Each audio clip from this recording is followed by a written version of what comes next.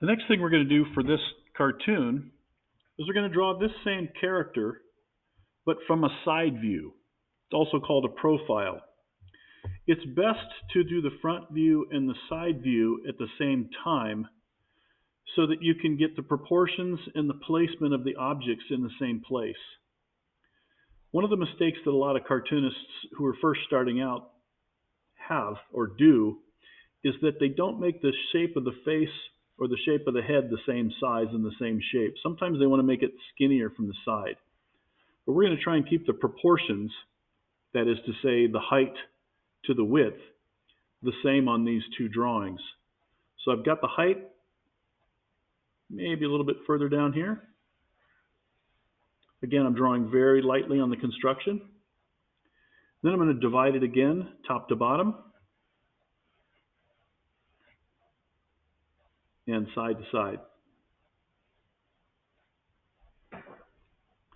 I'm going to do just one eye because he's looking that way. Then I'm going to do his nose here. So beginning with the eye, again, try to get it about the same size. You may have to go a couple of times around to get the shape right. Put the pupil in here. The nose is about this tall here, and it goes just under this line. So I'm going to do the nose like this. And again, it's just an oval, but it's not going to end up like an oval. Mouth goes about here. Bottom of the mouth goes here, and the teeth are about here. I'm going to put the ears behind this center line. A little bit of exaggeration going on, and I'm also going to angle it similar to the way I angled this one. Then I'm going to do the oval on the inside and the little line that defines the inside of the ear. The eyebrow, same position. The neck is also in the same position, but it's angled slightly. So I'm going to angle the neck like this.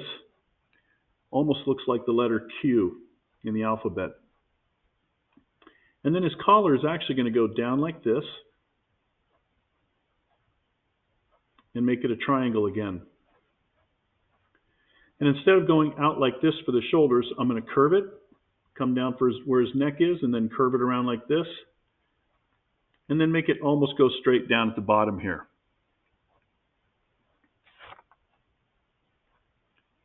Next thing I'm going to do is I'm going to start adding the hair, but rather than adding it from the middle here, I'm going to add it from the front.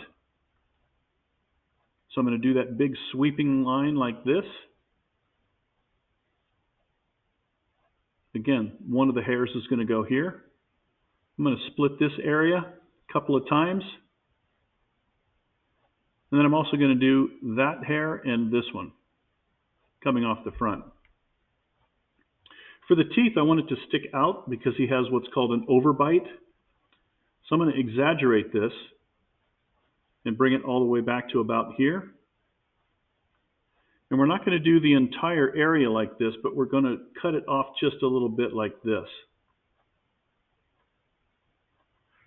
The other thing we're going to do is we're going to extend the chin just a little bit to account for this space here. So just like before, we're going to now apply a little more pressure, but this time I'm going to do the nose, and actually I went a little bit high on the nose. I'm going to start about right here, and I'm just going to come around and stop right where the face is. Draw from his nose to his forehead. Draw the eyebrow. Draw the eyes. And one other thing I forgot on the eyes. This particular artist just does black dots for eyes, but one embellishment that I like to do is I like to darken it in, but then leave a little white at the top. And that gives it what's called a highlight. And you've seen it in a lot of different cartoons. So I'm going to go ahead and draw around the eye.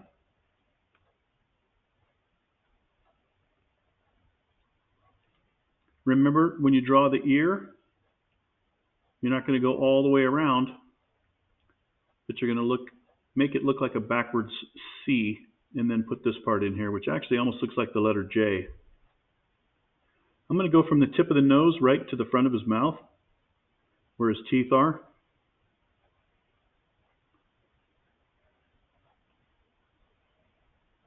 And then I'm just going to slowly come around and draw all these shapes. This is a heavily stylized cartoon. It's very simple looking, but even in a simple looking cartoon, there's a lot of structure to it. And the reason that cartoonists draw the construction lines, especially when they're first designing characters, is for consistency. So again, I'm going to do the shirt, do the diagonal lines for the collar. I think I called it a lapel earlier, but it's actually the collar. And then again, I'm going to put the hair in.